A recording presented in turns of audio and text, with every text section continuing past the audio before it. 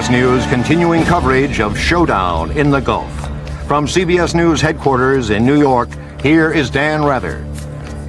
New complications in the war, new developments unfolding. Let's go to Tel Aviv and Tom Fenton to get the latest on the Iraqi Scud missile attack against Israel. Tom?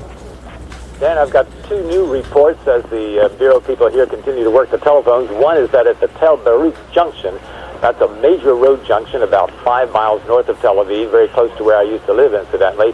The area is roped off on the suspicion that nerve gas was used there, that once again, just the suspicion that there's nerve gas in the warhead. A second report that at Hatikva, that's an area not far from here, Yemenite to the south, a Yemenite picturesque neighborhood.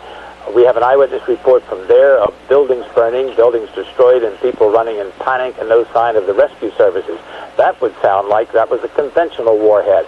Now that raises the possibility, since we have several different indications now, that perhaps a mixture of warheads was fired. But I must emphasize that we have no confirmed reports at all that non-conventional warheads have been used, just these reports. And we will try to report only things that we have from eyewitnesses or from officials or that we hear on the official radio. We're trying to stay away from rumors. Dan? Tom, Israeli radio, monitored by Jim Jensen in Jerusalem, said that the Israelis were in the process for retaliating. David Martin reported in the Defense Department that U.S. officials believe the Israelis are retaliating. Do you have any other confirmation that the Israeli warplanes are in the process of retaliating against the Iraqis? None whatsoever, none whatsoever. What we're watching now on Israeli TV is a comedy program. They've gone back on the air just to keep people amused, I suppose. No confirmation whatsoever. Just a moment. Anything at all on the soldiers? Tom Fenton, live in Tel Aviv, monitoring Israeli radio there. On the highway. Okay. Now, just a little more about this highway junction hit. Apparently the missile landed on the highway and the area is entirely sealed off. Well, Tom, tick off for us very quickly again those areas we know have been hit by the at least 7, possibly 8 Scud missiles. Tick off again the specific places where they've hit. I will recap now, and forgive me if we lose count. One in Sfat, that's a picturesque town. It's the very northern part of Israel. 2 in Haifa, that's one of the 3 major cities in Israel, a lovely port in the north.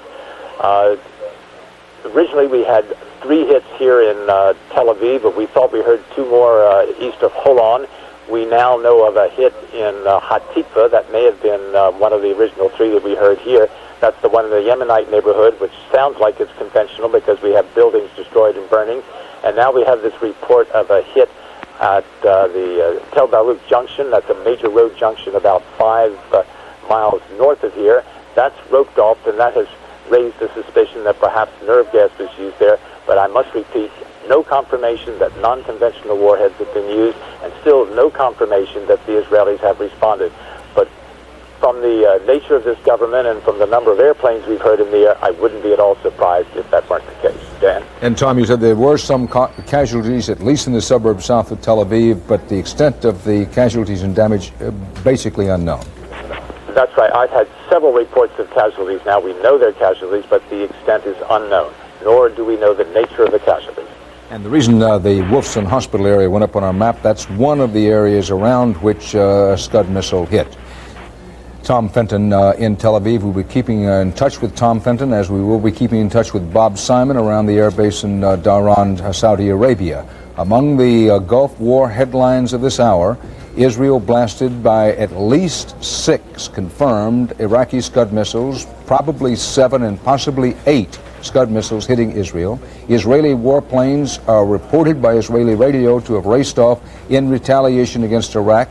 U.S. officials believe that they probably have done so. It is not absolutely confirmed yet. A missile scare on the U.S. airbase at Dhahran, Saudi Arabia. It turns out to be so far nothing more than a scare. Air raid sirens sounding. David Martin reports from the Pentagon that U.S. officials do not believe that any Scuds have actually been fired in the direction of Dhahran. Allied warplanes led by United States aviators kept up the pressure on Baghdad. The Persian Gulf War took an ominous turn tonight as Saddam Hussein made good on one of his threats, the threat to hit Israel. Sirens wailed and Israelis donned gas masks as 3 of the Iraqi Scuds hit Tel Aviv. This videotape from Tel Aviv shows a mother trying to protect her children as she was instructed to put gas masks on them and put gas protective gear over a child in the cradle. Some casualties have been reported, not confirmed if there were any chemical warheads. Now, you heard Tom Fenton say that one Israeli source had raised the probability of nerve gas being in one of those Scud missiles, but in a situation like this, it's best to stick with information that is absolutely confirmed, and Tom Fenton emphasized, he underscored, put in all caps, that that had not been confirmed. It may be a while before we're able to sort out exactly what kind of warheads these Scud missiles that hit Israel had. It could be hours, perhaps even days, more likely be hours before it's confirmed what kind of warheads were on those missiles. We're doing our best from all sources to get that information for you. Now, two other missiles, besides the three that hit in the Tel Aviv area, two other missiles hit the port city of Haifa. The sixth hit a smaller northern town in Israel.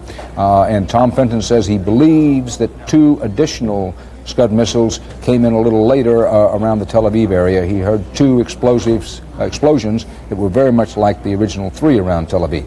Israeli warplanes immediately flew off. Jim Jensen in Jerusalem reported that he heard Israeli radio say that those warplanes were flying toward Iraq to retaliate against targets in Iraq. At the Dhahran Air Base, much activity tonight in that big base around Saudi Arabia. The all too familiar pictures of American and other Allied pilots riding the jet flame toward Iraq and Kuwait continued hour after hour. There was a fear of a possible Iraqi missile attack being tried against Iran, and it touched off scenes such as this as people scurried for cover. The power went off for a while, sirens sounded, but David Martin at the Pentagon says there are no incoming missiles toward Dhahran, and apparently have not been. U.S. warplanes flew mission after mission against the Iraqis. One returning pilot was asked how close he was to Iraqi warplanes. Okay, someone heard you. I think one of the aircraft this morning probably had one within maybe 1,000 feet. One was probably within 1,000 feet this morning. It's hard to say. We knew we had heartbeats this morning. I knew he had a heartbeat this morning, he said. Now, there have been some reports of air-to-air combat in Iraqi airspace, but officially the United States Defense Department has not said anything about that. One U.S. warplane confirmed loss, but there are unconfirmed reports that some more may have been down. David Martin, a little earlier in the evening, said that he was hearing some unconfirmed reports that the Pentagon did have reports of at least some other U.S. and Allied aircraft going down. But the official reports of aircraft down from the U.S. and Allied side is 3. That's been pretty much the case for much of the day. One U.S. F-18 Hornet down with the naval aviator killed. Some reports that it was a Marine aviator. Both the Navy and the Marines fly the F-18. One British aircraft down. The two people in that aircraft believed to have bailed out, their fate unknown. One exiled Kuwaiti was shot down over Kuwait and presumed killed. Let's go back to Bob Simon in Dhahran for the latest. Bob, we have a report from Bahrain, that small country just across the bridge from you, that a missile hit Dhahran, but I gather that that is flatly untrue. It is indeed flatly untrue, Dan. The air raid alert has not been lifted. Most of the people in this area are still in their shelters, but there has been no attack and no sign of any attack. It is now believed that the explosion we heard a while ago was a Patriot missile, that is an anti-missile missile, a Patriot missile which misfired and exploded. That is the word that's circulating here. We have no confirmation of that at all. What we can confirm is that there has been no attack on the airbase, no attack on Dhahran. To the best of our knowledge here, no attack on Saudi Arabia. Dan. Bob, we mentioned these missiles and anti-missile missiles so offhandedly for clarity. The missiles, such as the Scud, the missiles on the ground are developed to knock them out of the skies, and the Patriot missile, which you see a description and a profile up here, General Dugan helped me out here a little bit. The Patriot was developed to knock such missiles as Scuds out of the sky. It's a reasonably new weapon. We believe it to be highly efficient, highly accurate. The Israelis have their doubts about it. Fair enough? Dan, that missile was designed to knock airplanes out of the sky, but we found out it had some additional capabilities if the software was modified. And so we did that. But what happens is it has a very narrow arc in which it can defend. And so it defends a very point target, and the Israelis don't have enough of them to defend all the point targets that they'd be interested in. Let's go back to Tom Fenton in Tel Aviv, where at least 3 and possibly as many as 5 Scud missiles have hit in the last couple of hours. Tom?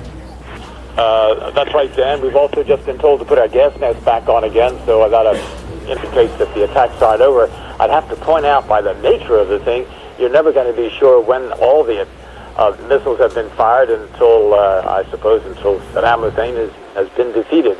So it's hard to say that the attacks are over and that the alert is off.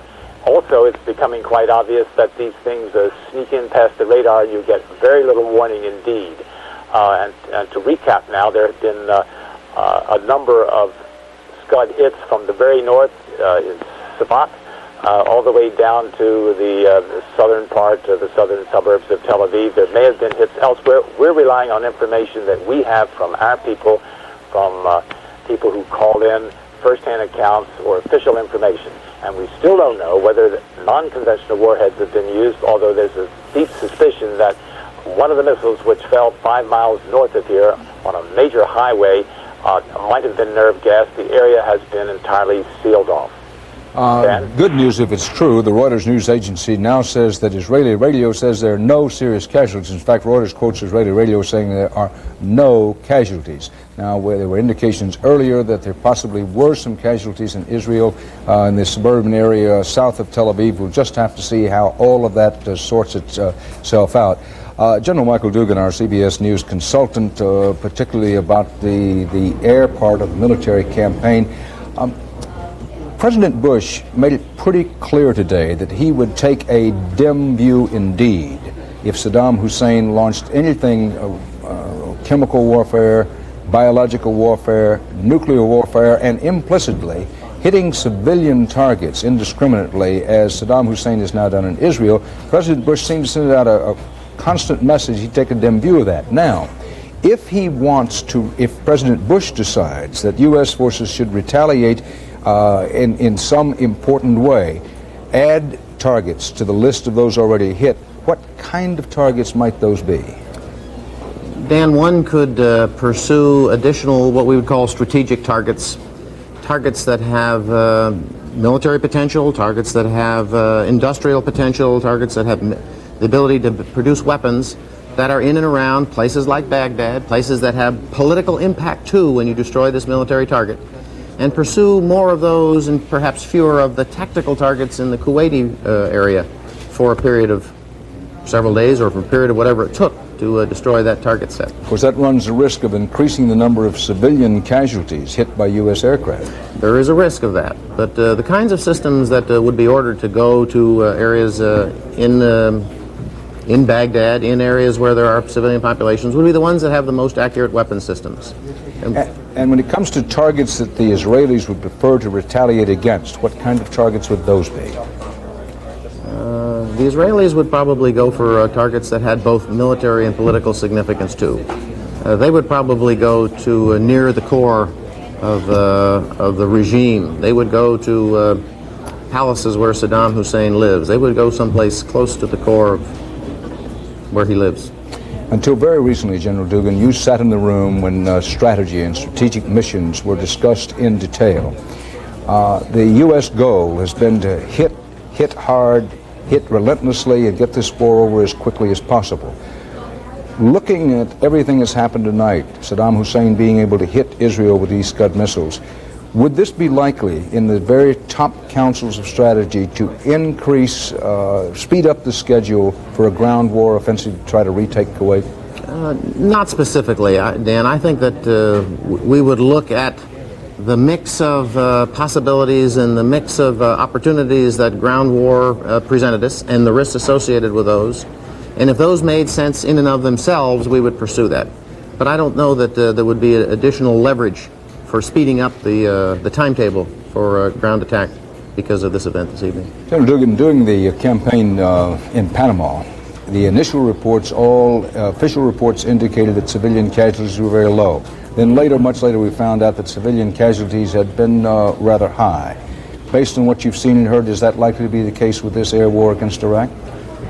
Well, initial reports, again, as I mentioned last night, initial reports are always wrong. Of course, then, as it turned out this morning, the initial reports were pretty close today. On the other hand, one needs to be skeptical about initial reports.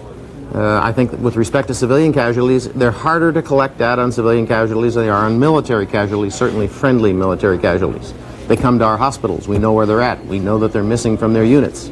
And so one finds the story on civilian casualties later on in the flow of story than one does on military casualties. Thank you, General Dugan.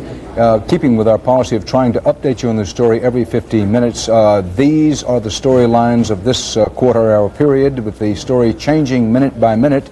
Iraqi missiles hit Israel, at least 6, probably 7, possibly as many as 8.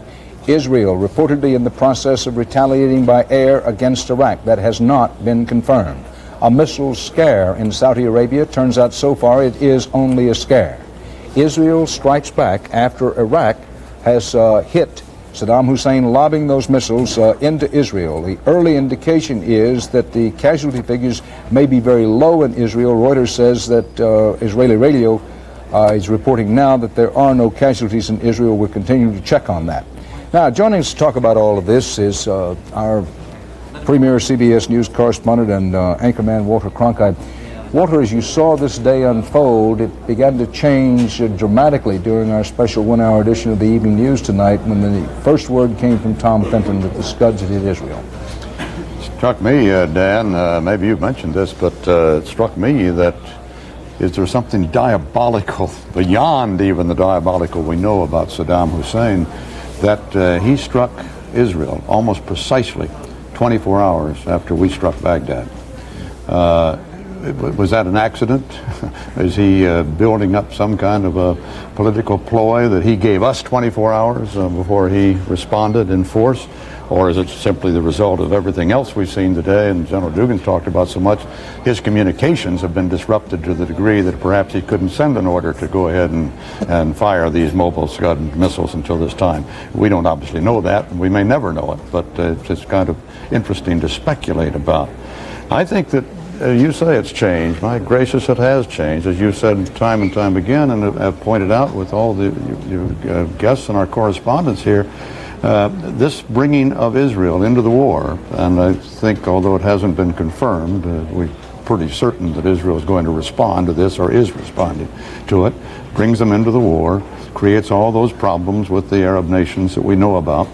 But there's also another aspect, as how do these things seem to escalate beyond our control. It's the very thing we were talking about before we fired that very first rocket last night in Baghdad, was that war gets out of control. You can't plan these things. There's no war game that can plan every one of those moves. Now, what General Dugan was just saying a moment ago about the fact that we, in retaliating, in our retaliation against Baghdad using the Scud missiles against civilian targets in Israel, may be an escalation in itself in increasing the population losses, the civilian losses in Iraq. By increasing the population losses in Iraq, we create a greater problem for ourselves when peace does come to that part of the world, and we have to try to help rebuild it.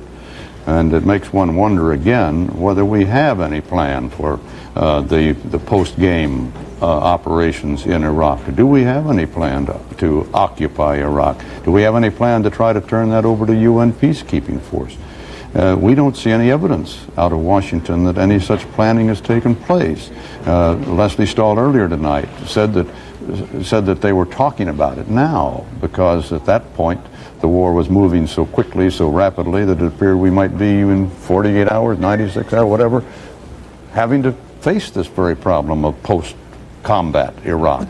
But thinking about it now, for 6 months we've been building a military force for combat operations. Why haven't we been building a peace force for 6 months, knowing what we're going to do to try to placate the indignant Arab world again, and try to operate with some hope of friendship and success in that part of the world? I glanced away because I was going to ask General Dugan about what the military people call the conflict resolution in this war, but the general stepped away for the moment, I think, to check on some information over there. To bring our viewers right up to date, the encouraging news from Israel at this hour is that the early indications are that there are no casualties, or if so, very few casualties from the Scud missile hits in Israel. That has not been confirmed, but let's go back to Tom Fenton in Tel Aviv. Tom, what are you hearing about casualties or lack of same? Dan, I've just been listening to the radio here, and the Army spokesman says there are 7 lightly injured. I would take that with some reservation, though, because he may have only partial information.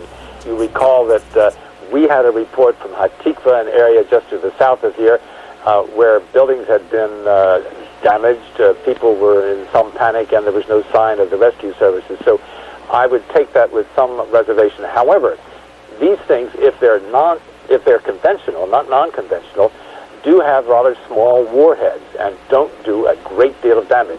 So that it's possible that there were not a large number of casualties. There's certainly no reports of mass casualties so far. And we've also been told that we can take our gas masks off again, so for the moment it's a partial stand down. That doesn't mean that people are free to circulate on the streets. Other attacks could come any moment. You're not getting much advance warning here. Dan?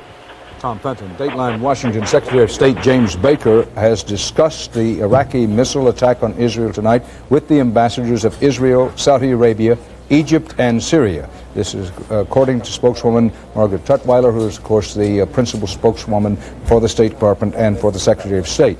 Ms. Tutwiler told Reuters that Baker was at the White House with President Bush and other top officials, and that they were, these are Tutwiler's words, working on the issue at the present time. She refused to elaborate. Walter? One wonders who called that meeting. Did the Saudi Arabians and the Egyptians ask for that meeting with the State Department? That would be a very important point as to who summoned who got the meeting going. If the Egyptians, if Mubarak has asked his ambassador and the Saudi Arabians have asked their ambassador to talk this thing over, because this is not what they had hoped for, and they'd been promised by us virtually that Israel would come into the war, where do they go from here? That's the question. Where do they go from here? Where does the war go from here now that Saddam Hussein has been able to hit Israel with Scud missiles? Our CBS News coverage of the changing Persian Gulf War situation continues.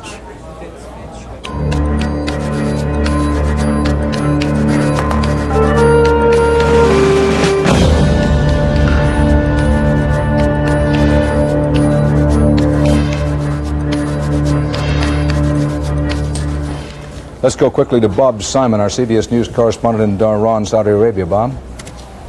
Dan, nothing's happening here, but when word came across here that Scuds had landed in Israel, one of the Middle East buffs here said, well, the Israelis are going to turn Baghdad to toast. I think that's a very commonly held view of Israel, that the Israelis retaliate massively and sometimes disproportionately to when they are attacked. I think we should look at this whole business of retaliation. I think properly defined, it means punishment or revenge.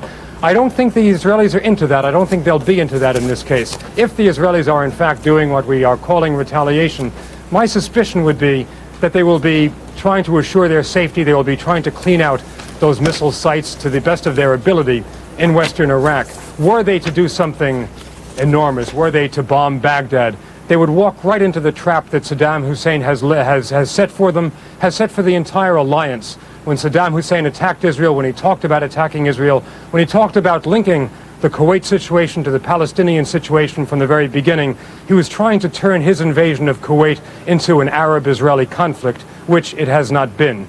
If the Israelis were to get involved in any kind of massive retaliation now, he would just confirm this thesis, this idea of Saddam's, and that could unravel the alliance. If the Israelis in fact limit themselves to defending themselves to a defensive strike aimed at making sure that Tel Aviv and Haifa and Sfat do not get attacked again, my suspicion is that, in fact, the alliance will not unravel at all. Let's, of course, hope that turns out to be the case. We're going to bring in General George Christ, until not too long ago, commander of U.S. forces in the Persian Gulf, now retired U.S. Marine Corps general. General Christ, let's back away for what's called in television the wide shot for the moment. We have not been able to bring people up to date on what U.S. ground forces are and are not doing. Give us an overview of the war situation outside of these Scud missiles hitting Israel. All right, Dan, let's look at the front for a little bit now. There's 450,000 Iraqi forces in this entire area. To the south, there's about the same amount of U.S. forces. I should say 540,000. Now, what is happening right now is the U.S. forces, as well as our allied forces, are moving up. The Marines are moving up toward the coast. The U.S. Army is moving in here. Allies are moving here. Further Army forces moving here. Syrians and Egyptians moving forward here. Now, what's been happening in the last some hours? Along the front, the A-10, now the A-10 is the slow, tank-killing Warthog, they call it, as well as Apache helicopters, have been attacking the front along through here.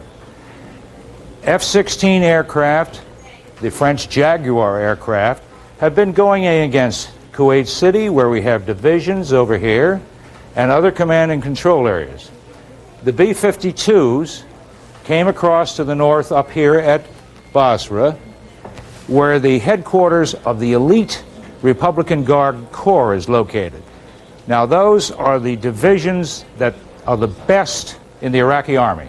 These are the ones that have led every attack, and they're located up here. Now, they would be the ones that we would presume Saddam would use to tilt the battle in his favor or counterattack.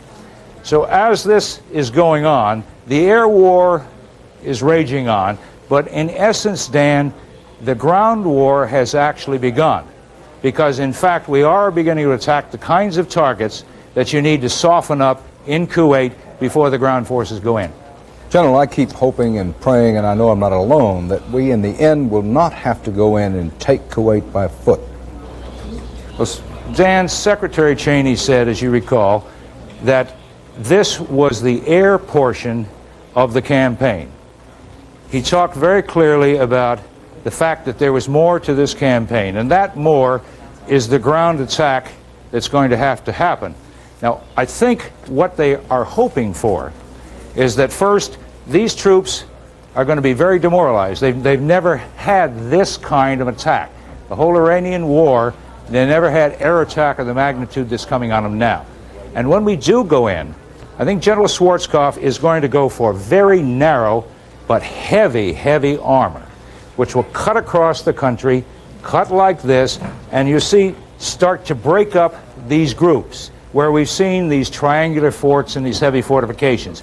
Bypass these things so that our infantry doesn't have to take them on directly, but rather leave them isolated, bypass them. They sit there and they have a choice. They surrender, or eventually they're going to die. General Christen, the few seconds we have left, if you had to pick the targets you think the Israelis might retaliate against in Iraq, what would they be? Dan, I'd suggest that the Israelis are talking to the U.S. Air Force. We've heard that said before.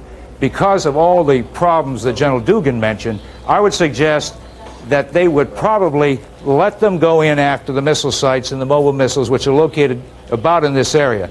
It's easy enough to cut that off from the major air war which is going on over here. And that could be accomplished. General George Chris, thank you very much. Our CBS News coverage of the rapidly changing dimensions of the Persian Gulf War rolls on with the storylines of the moment. Israel has been hit by at least 6, probably 7, possibly as many as 8 Iraqi Scud missiles. We do not know what kind of tips those Scud missiles had on them. If they were chemically or biologically or nerve gas tipped, we do not yet know that. There is widespread belief, U.S. military officials believe, that the Israelis are now in the process of retaliating against the Iraqis deep inside Iraq.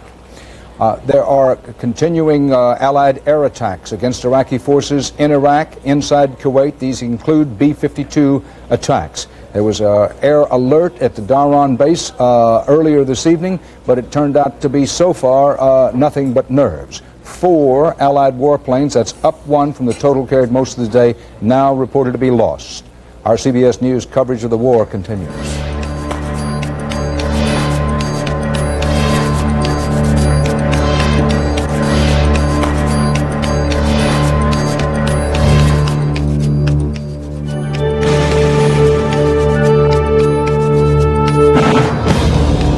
are watching CBS News continuing coverage of Showdown in the Gulf. From CBS News headquarters in New York, here is Dan Rather. Perhaps the most chilling and thought-provoking pictures of the evening, pictures of a mother putting gas masks on her small children and putting a gas protective cover over the cradle of her child in Tel Aviv earlier this evening as the sirens wailed and Saddam Hussein's Scud missiles began to hit Israel. As it turns out, there is no confirmation that those missiles contained any chemicals. We simply don't know. We're trying to find out the most accurate and reliable information.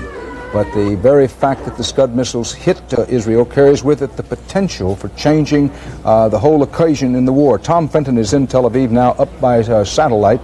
Tom, bring us up to date on the latest. Okay, Dan. Well, as we've been reporting, the missiles fell in a wide arc over Israel, all the way from Sfat in the north to Holon south of Tel Aviv here, since you can't aim these darn things very well anyway. Saddam Hussein's people probably just figured they'd hit as many targets in Israel as possible. We only have 7 confirmed casualties, light casualties. There is a big question mark about one of the missile hits on a highway junction just 5 miles north of here. The area has been roped off, and there was some suspicion that nerve gas may have been used. There was a hit in a neighborhood not too far from here, the Hatikva neighborhood, which seemed to be a conventional hit because buildings are burning and people were running in panic. There was some destruction. These missiles, I pointed out, have a very small payload. To get the distance they need, they can't carry much in the way of a warhead. The big questions, the 2 big questions now, and neither of which I've been able to answer definitively, are 1, are chemical warfare warheads being used, and 2, has Israel retaliated? We think that the answer to the second is yes, but we have no official confirmation, and I suspect we won't until the planes have hit their targets and have returned safely. They may have gone in over Jordan. That's quite possible, although to avoid problems, the chief of the Air Force, General Avihu bin Nun, said the other day that there was a way of hitting Iraq without going over Jordan. That presumably meant an end run around Jordan and then going in through Saudi Arabia. The Saudis, I would gather, would do nothing if the Israelis were responding to an attack of this nature. Dan? Tom, stay with us here. I want to bring in Bob Simon, who's standing by just outside the big air base at Dhahran, Saudi Arabia. And let's pause for a second and try to put what's been happening these past few hours into some context. Bob, you're our senior Middle East correspondent. What's the most important thing for people to know as they try to sort through all this information as the Scud missile hits in Israel and other developments tumble one behind the other? Dan, an awful lot of attention has been given since the beginning of this crisis to what Israeli involvement would do to the Arab mind, how Israeli involvement in this, how an Israeli attack on Iraq would get people into the streets protesting the United States in Egypt, in North Africa, in Jordan, of course, even in Saudi Arabia. A lot less attention has been given to what an event like the event that happened tonight will do to the Israeli mind. Now, it is generally assumed that if this crisis ends happily for the United States, if we prevail and prevail quickly, that the United States is going to be very impatient with any remaining festering sores in the Middle East, like notably the Palestinian problem, and will want to bring this finally to some kind of resolution. Now, this cannot be done without some form of Israeli cooperation. You can twist the Israelis' arms, but only up to a point. Bob, excuse me for interrupting. If you can hear me for just a moment, I'm very sorry to interrupt, but this is important. We just have in a statement from Israel's ambassador to the United Nations denying any Israeli retaliation, at least as yet. Now, I should say Israeli radio was quoted by Jim Jensen in Jerusalem early in the evening as saying that the Israelis were retaliating. Let's go to a quick soundbite of what the Israeli ambassador to the UN is actually saying now. About 8 to 10 Scud missiles were launched from Iraq against Israel. Some of them hit the areas of Tel Aviv and Haifa. It just shows what kind of risk Israel took upon itself when it refrained from preemptive strike a risk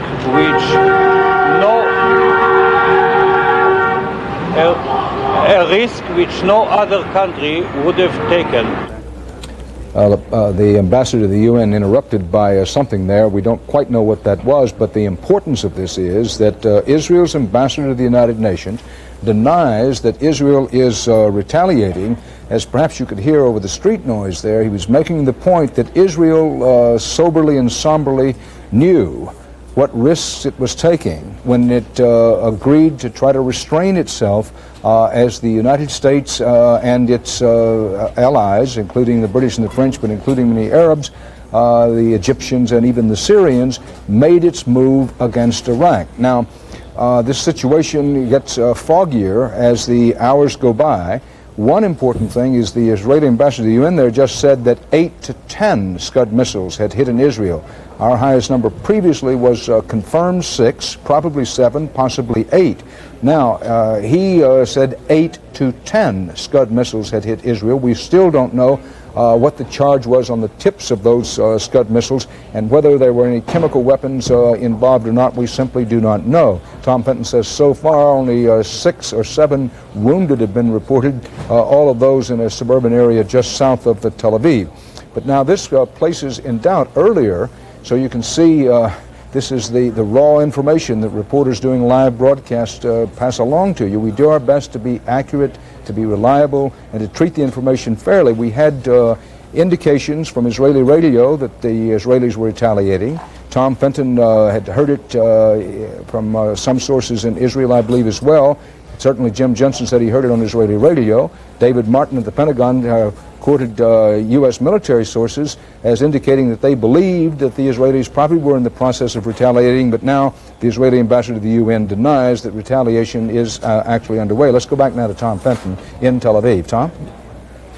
Dan, the people here in the Tel Aviv office continue to work the telephones, and one of our people has just talked to a doctor in the Ichilov Hospital. That's a hospital here in Tel Aviv, not too far from here. There were some lightly injured people there, and according to this doctor, they were victims of a conventional attack, a conventional warhead. Now, that doesn't mean that some of the other warheads on the other Scud hits could have been non-conventional, but so far, all we have now are reports of injured from conventional attacks. Let's hope that's the case for all of these Scuds. And we'll continue checking on exactly what damage and what the casualties were from these now reported to be 8 to 10 Iraqi Scud missiles that hit Israel this evening.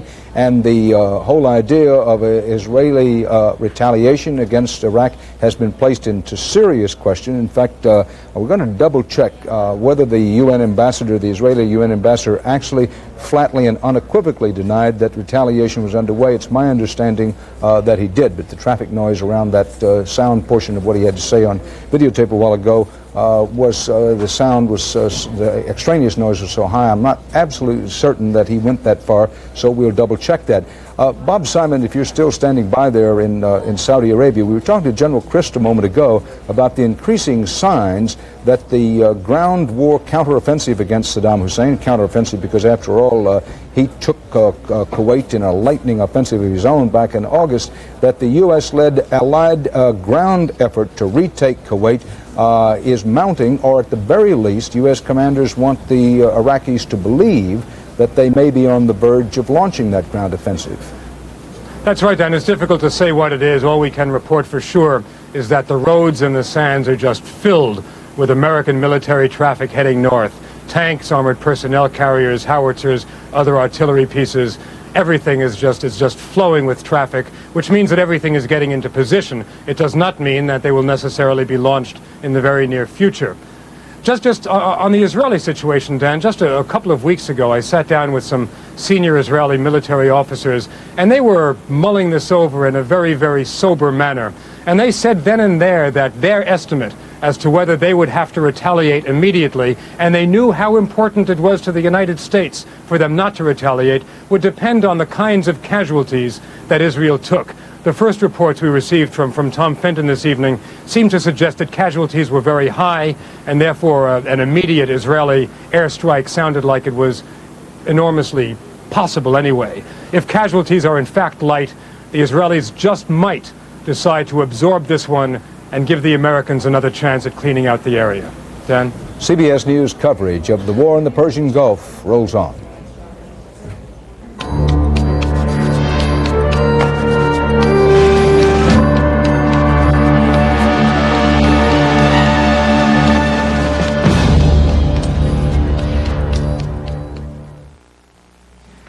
Is someone joining you? Mm-hmm. Yep. A blind date.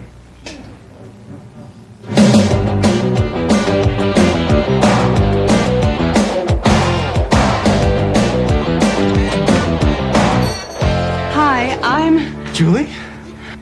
It's nice to meet you. Why don't we go someplace else? The service here is kind of unpredictable. Crisp, clean Dentine. We'll take care of your breath. The rest is up to you. Come on and lose that weight, get your body slim. Lose yourself in the taste. You gotta Dynatrim, the weight loss plan from the makers of Centrum. Just blend for a delicious shake. Blend longer for a creamy mousse. Or freeze it for a frozen treat. Come on, lose yourself in the taste. more delicious ways to lose it. Shake it, freeze it, creamy mousse it. You've never been so thin. Introducing Dynatrim. Lose yourself in the taste. When you're cooking your best, nothing tastes quite like butter. Nothing bastes quite like butter. Nothing bakes quite like butter. Butter. Butter! When you're cooking your best, nothing tastes quite like butter. Introducing Glade Plug-ins Air Freshener. It keeps on freshening. And freshening. and freshening. Plug it in, plug it in. New Glade Plug-ins freshens for 30 days. Plug it in, plug it in. Gently, constantly warms this refill cartridge for a full 30 days. Freshens 30 days, freshens out of your way. Plug it in, plug it in. After 30 days, just pop in a refill. Try Glade Plug-ins and plug into 30-day freshness. Plug it in. I'm a second-half quarterback. That was a stellar performance. 15 pieces of chicken or a supersized bucket of hot wings, just $9.99 each. Anytime you're ready, gentlemen. Super buckets from KFC. Come on, Dad. At the moment, we're trying to clarify the situation of whether Israel is or is not in the process of retaliating against Iraq for the now what is said to be 8 to 10 Scud missiles that were lobbed into Israel earlier this evening. And whether the Israelis are considering retaliation. Now, Israel's ambassador to the UN a short while ago, in a sound on videotape that we heard, was making the case, talking about the risk to Israel. Now, we've sorted out that off camera, not before the cameras and microphones, the Israeli ambassador was reported as telling several journalists that Israel was not in the process of retaliating and was not going to retaliate. That, however, was not part of the videotape portion where the ambassador, in effect, spoke to cameras and microphones. Let's, in our continuing effort to clarify the situation, go now to David Martin at the Pentagon. David, what are you hearing? What do you know? Well, Dan, my knowledge is the same as it has been for some time now, which is that the Israelis launched aircraft to retaliate. Jim Jensen was reporting from Israel. He heard them going overhead. Tom Fenton heard them going overhead. U.S. sources said that it appears that Israel is launching a retaliatory raid. However, there was not then, nor is there now, confirmation that they have actually struck any targets in Iraq. And it is entirely possible that the planes were launched and recalled, launched on an absolutely automatic alert. Once you get a warning that you have an incoming missile, that would be a fairly natural thing to do, is to launch your aircraft. And then once they got up to a point of no return, they could still be given a go, no-go decision. So again, my information is that aircraft were launched, but no confirmation that weapons were delivered against targets inside Iraq. Thanks, David Martin. Ed Bradley, 60 Minutes correspondent, is helping us in here tonight. Ed, you had something you wanted to add to that? Yeah, Dan, two things. One is, as Tom Fenton reported, the Israelis have been keeping planes in the air almost constantly, 24 hours a day, so that could have been just some of that. And we've checked with our CBS News Bureau in Amman, Jordan, to see if they have any evidence of any Israeli overflights over Jordan.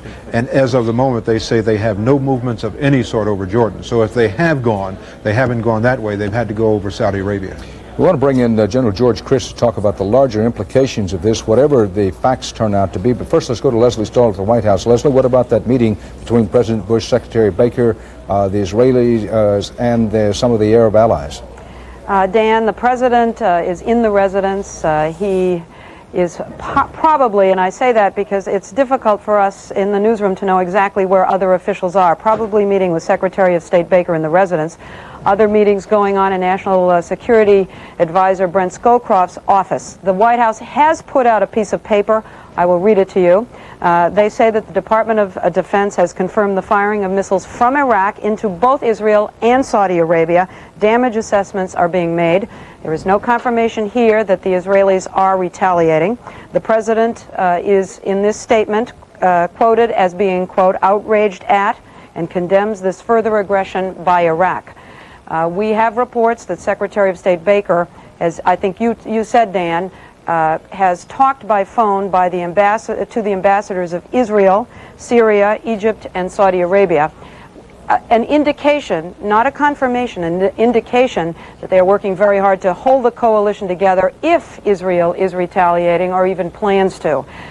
Very little information here. I will tell you that the initial attack, Dan, on Israel was that officials here learned of that from television reports. I believe when Tom Fenton was telling you about it, was the first that the White House knew of it. The president had already gone home. The Secretary of State had his hat and coat on. He was out the door when I stopped him and said, what about the attack? He had not seen it personally. He called the Situation Room. They said they'd just seen the television reports and they were checking on it. They had no prior knowledge at all. They have been working here all night, meetings going on. No confirmation, however, Dan, from this building that the Israelis are retaliating or even plan to. Leslie, very quickly, I want to double-check something. You said that the White House is now confirming not only that Scud missiles were fired, and we know that at least 8 to 10 of them hit in Israel, but did I hear you correctly that Yes. Scud missiles had also been fired at Saudi Arabia? That is correct. The Defense Department has confirmed the firing of missiles from Iraq into both Israel and Saudi Arabia. Damage assessments are being made.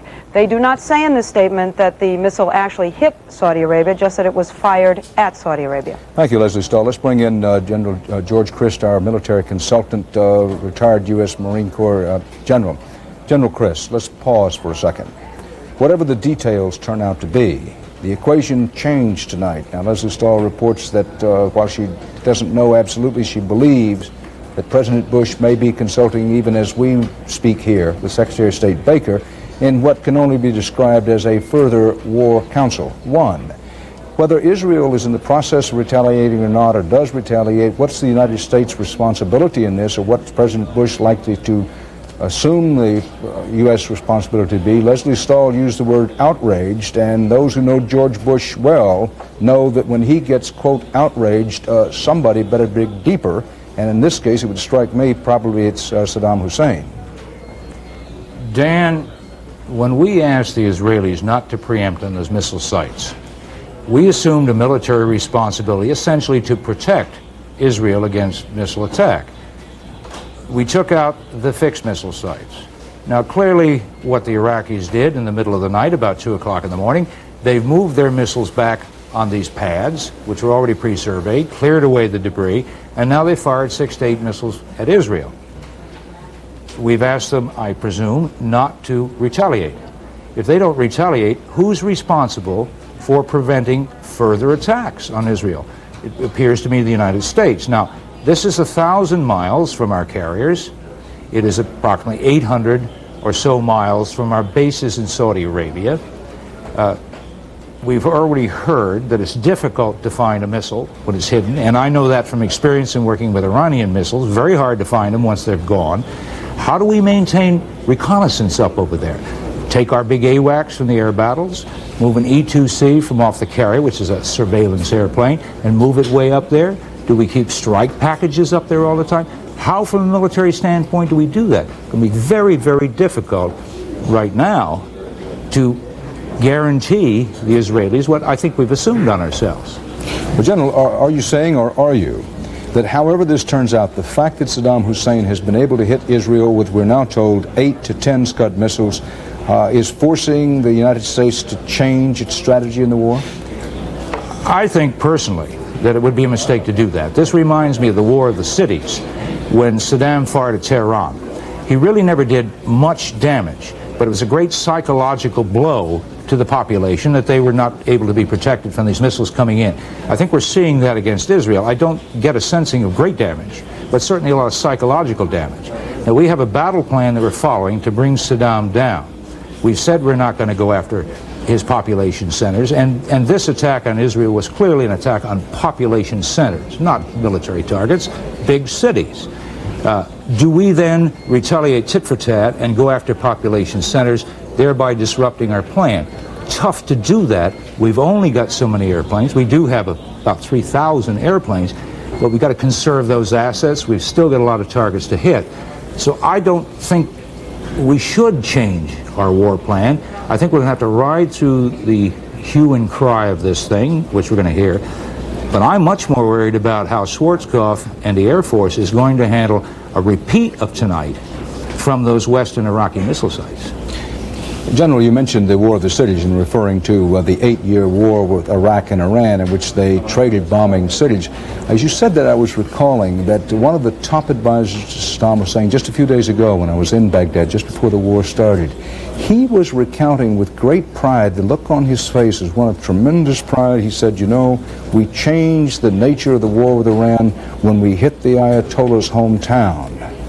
It only comes back to me now. Your point is that however many casualties there were in Israel, that the idea here was to strike a psychological blow and in hopes of changing the U.S. strategy in the war. Precisely so.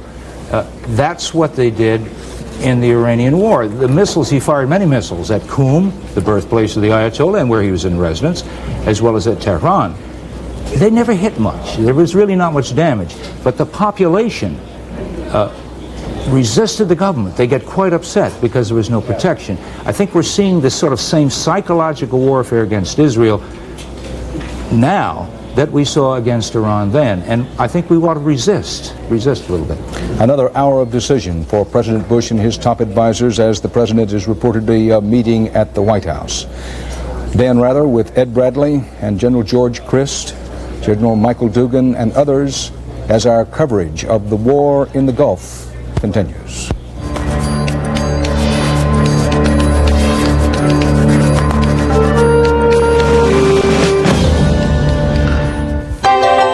This is a News Channel 5 special report, America at War. Good evening, everyone. I'm Chris Clark. The war in the Persian Gulf has taken an ominous turn tonight with an Iraqi missile attack on Israel. The news is especially disheartening to a Nashville rabbi with family and friends in Israel. Stephen Fuchs just returned from Tel Aviv last week. He told News Channel 5's Lisa Godley that Israel is well aware the United States doesn't want it to respond, but the country, he says, may not have much of a choice in the matter. And I think Israel is prepared to use restraint. At the same time, if your country is attacked and severely damaged, and there is a great loss of life, I think that the public outcry within Israel will be too great to resist and that you will be forced to enter the war. Well, there has not been a great loss of life. So far, there have been 7 minor injuries reported. Tonight's sudden attack on Israel has sent political shockwaves all the way to Washington. Shortly after the missiles began falling on Tel Aviv, News Channel 5's Bud Hettinger talked by satellite with Tennessee Congressman Bart Gordon. Congressman Gordon, you were briefed right around the dinner hour tonight, we understand, by the Pentagon. What did that include at that time about the situation in Israel, and what else did they tell you? Well, at that time, they told us that there had been no strikes in Israel. They were concerned, though, about the Scud missiles, and they knew that Saddam's had a priority of attacking Israel, and if he was going to do it, the most likely way was through the mobile Scuds. They expect that he has a couple of dozen of those. They were a top priority in the early bombings. They got many of them, but they expected that some would have survived, and that was the shoe that hadn't dropped yet. It was those mobile scuds that had not been knocked out. What is the mood of your colleagues tonight on Capitol Hill as we move into day 2 of war in the Gulf? Well, it's still somber. I think people try to go through their normal business today, but you couldn't help but keep one eye on TV, keeping up with what was going on as well as doing your normal work. We understand that the House will introduce a resolution in support of our efforts in the Middle East tomorrow. Can you give us some indication of what that will contain and how strong the support might be for that resolution? Well, I guess that's still being put together right now, but as a practical matter, once the shooting started, there is no problem about unity within the Congress. Everyone wants to support the men and women in uniform in harm's way, and so I'm sure it'll be a very strong resolution. Final question, Congressman Gordon. In your opinion, what is our future in the Middle East? What is our proper role once Operation Desert Storm comes to an end? Well, first of all, Bud, I think that a lot of people are underestimating the time we're going to spend in the Mideast. I think it's not a matter of a couple days bombing. We're going to be there for several days, maybe several weeks. Hopefully our role will be as little as possible. I would like to see us reach our mission, get Iraq out of Kuwait, and then let the United Nations come in and patrol the area until it stabilizes. Tennessee Congressman Bart Gordon in Washington. Thank you. With America at war, families across the nation are glued to their television sets for the latest word about the fighting in the Persian Gulf. It's especially true for the families and friends who have loved ones in the Gulf. I realize it's really going on, but I keep saying, I can't believe this is going on. I just cannot believe we're really in a war. Marion Sullivan says she tried to make it a normal day today, except for monitoring the reports out of the Middle East. She accomplished her goal. It is anything but normal at Fort Campbell, Kentucky. Security is tight in hopes of warding off the possibility of a terrorist attack. Bomb-sniffing dogs today checked incoming cars, and only 2 of the 6 gates at Fort Campbell are open. We'll be back in just a minute. Just behind the Haynes Mansion in Spring Hill, Tennessee, we're building the brand new Saturn sedan. A car to take you from Monday through Friday to Saturday and Sunday. A car to drive you through your toughest workouts.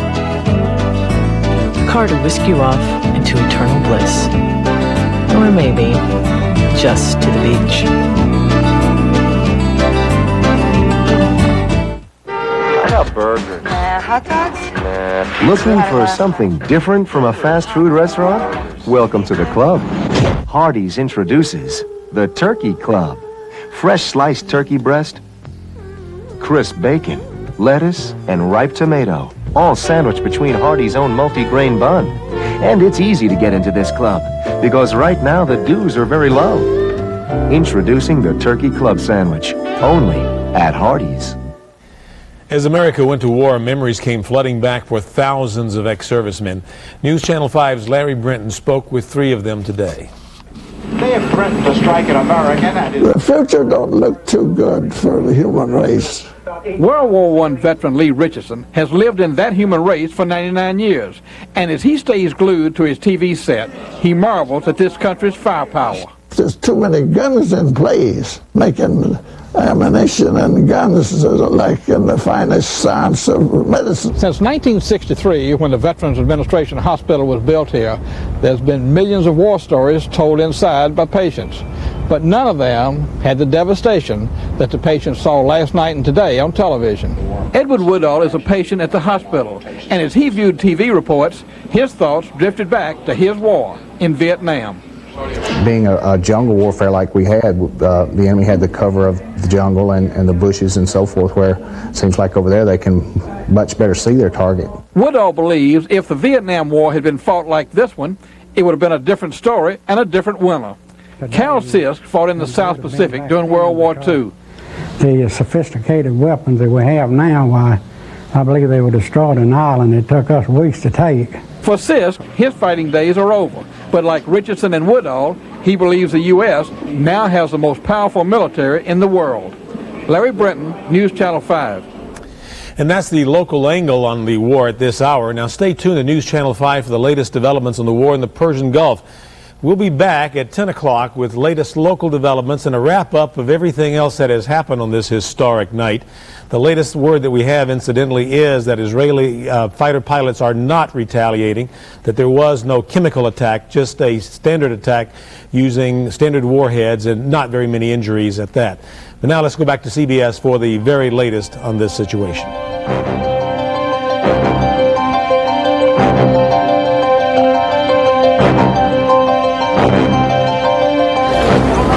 Dan Rather, CBS News in New York, as we continue to let roll the first picture shown in the United States of the Scud missile attack tonight on the Tel Aviv area of Israel. Other sections of Israel were hit by the Iraqi missiles, including at least a couple up in the Haifa area.